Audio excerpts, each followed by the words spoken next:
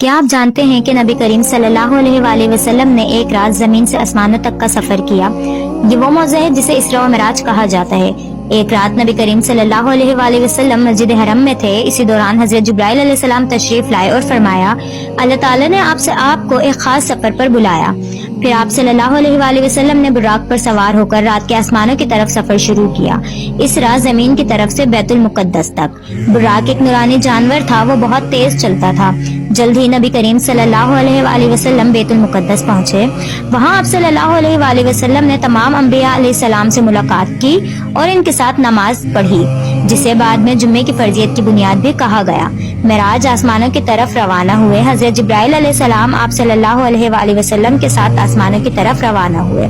ہر آسمان پر آپ صلی اللہ علیہ وآلہ وسلم کی ملاقات ایک نبی سے ہوئی۔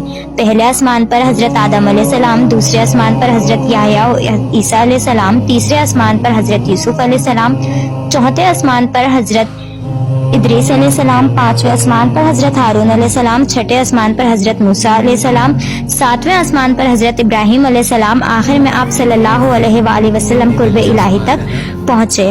یہاں اللہ تعالیٰ نے 5 نمازیں فرض فرمائی۔ یہ بہت بڑی عظمت اور شرف کی بات تھی۔ واپس زمین پر پھر آپ صلی اللہ علیہ وآلہ وسلم بیت المقدس آئے، براق کے ذریعے مدینے کی طرف تشریف لائے۔ صبح صحابہ رضی اللہ تعالیٰ عنہ نے آپ صلی اللہ علیہ وآلہ وسلم سے پوچھا کہ آپ رات کہاں تھے؟ نبی کریم صلی اللہ علیہ وآلہ وسلم نے اس معجزاتی سفر کا واقعہ بیان کیا۔